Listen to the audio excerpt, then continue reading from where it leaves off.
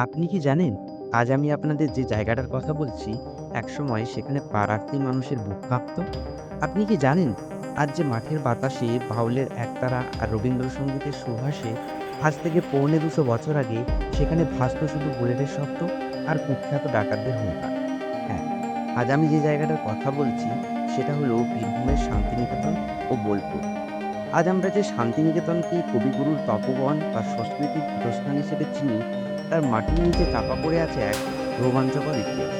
আজ আমরা কোনো সাধারণ ট্রাভেল গাইড দেখাবো না। আজ আমরা জানবো কিভাবে এক কুখ্যাত ডাকাতের আস্তানা বদলে গিয়ে তৈরি হলো বিশ্বখ্যাত বিশ্বভারতী বিশ্ববিদ্যালয়।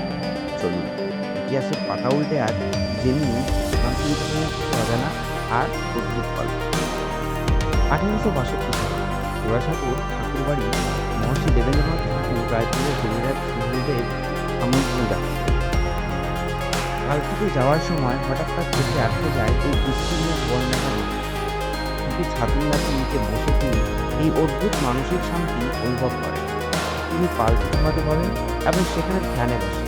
ঠিক সেই সময়ই তার কটাক্ষায় বিখ্যাত ভুবন ডাকাত তার দল। কিন্তু ধ্যানে মগ্ন মহর্ষির শান্ত, তেজস্বী ও স্বর্গীয় রূপ থেকে ডাকাত সর্দারের লাঠি হাতে পড়ে যায়। ভুবন ডাকাত মহর্ষির পায়ের কাছে বসে পড়ে এবং নিজের ভুল স্বীকার করে। পরবর্তীতে মহর্ষি সিংহানদের থেকে মাত্র ২০ টাকায় এই ৩ বিঘা জমি কেনেন এবং এখানে একটি আশ্রম তৈরি করেন। ভুবন ডাকার অশান্ত মাঠের বুকে জন্ম নেয় এক টুকরো শান্তি, যার নাম দেওয়া হয় শান্তিনিকেতন। পিতার তৈরি এই শান্তিনিকেতনে ১৮৭৩ সালে মাত্র ১২ বছর বয়সে প্রথম পা রাখেন বালক রবীন্দ্রনাথ।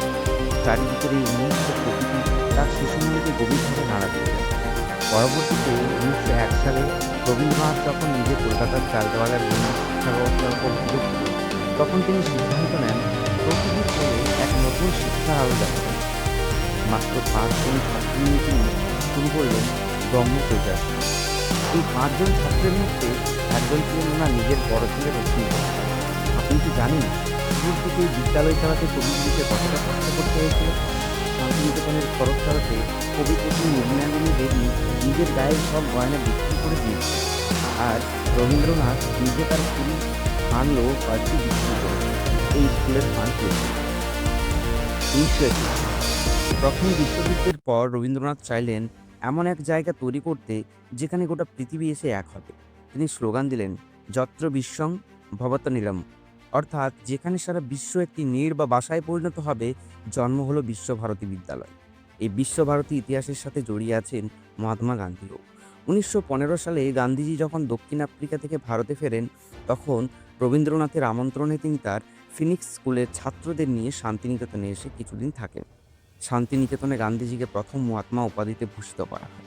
আর গান্ধীজি রবীন্দ্রনাথকে ডাকতেন গুরুদেব বলে। আজও শান্তিনিকেতনে প্রতি বছর ১০ই মার্চ গান্ধী পুণ্যাহ পালন করা হয়, কারণ এই দিনে গান্ধীজি আশ্রমের সবাইকে নিজের কাজ নিজে করার দীক্ষা দিয়েছিলেন। শান্তিনিকেতনের ইতিহাসে যেমন গৌরব রয়েছে, তেমনই রয়েছে একটি কালো অধ্যায়। ১৯১৩ সালে রবীন্দ্রনাথ ঠাকুর যখন গীতাঞ্জলির জন্য নোবেল পুরস্কার পান, তখন সেই মেডেল এনে রাখা হয়েছিল শান্তিনিকেতনের রবীন্দ্র ভবনের মিউজিয়ামে। কিন্তু ২০০৪ সালের ২৫শে মার্চ ভোরে গোটা দেশ স্তব্ধ হয়ে যায়। জানা যায় মিউজিয়ামের তালা ভেঙে চুরি হয়ে গেছে কবিগুরুর সেই আসল নোবেল মেডেল ও মূল্যবান কিছু স্মারক। সিবিআই তদন্ত করে আজও পর্যন্ত সেই আসল মেডেল উদ্ধার করা সম্ভব হয়নি। পরবর্তীতে নোবেল ফাউন্ডেশন থেকে বিশ্বভারতীকে একটি রেপ্লিকা বা প্রতিরূপ মেডেল দেওয়া হয়। এই চুরি আজও শান্তিনিকেতনের ইতিহাসে বুকে এক বিরাট রহস্য এবং গভীর ক্ষত হয়ে রয়ে গেছে। ভুবন ডাকাতের আস্তানা থেকে শুরু করে নোবেল চুরির রহস্য, শান্তিনিকেতনের ইতিহাস যেমন রোমাঞ্চকর, তেমনই ত্যাগের। রবীন্দ্রনাথ এখানে কোনো পাথরের স্মৃতিস্তম্ভ গড়তে চাননি, তিনি চেয়েছিলেন মানুষের মনের বিকাশ। তাই শান্তিনিকেতনে শুধু একটা ভৌগোলিক স্থান নয়, এটি বাউলের সুর আর লাল মাটির চাদরে মোড়ানো বাঙালির সংস্কৃতি ও চেতনার এক ঐতিহাসিক দলিল। কবিগুরুর এই শান্তিনিকেতনের ইতিহাস আপনার কেমন লাগলো? ভুবন ডাকাতের গল্প কি আপনি আগে জানতেন? কমেন্ট করে অবশ্যই জানান আপনার মতামত। ভিডিওটি ভালো লাগলে লাইক ও শেয়ার করুন এবং এই রকম ঐতিহাসিক গল্প আরও জানতে চ্যানেলটি সাবস্ক্রাইব করুন। ভালো থাকুন, দেখা হবে পরের ভিডিওতে।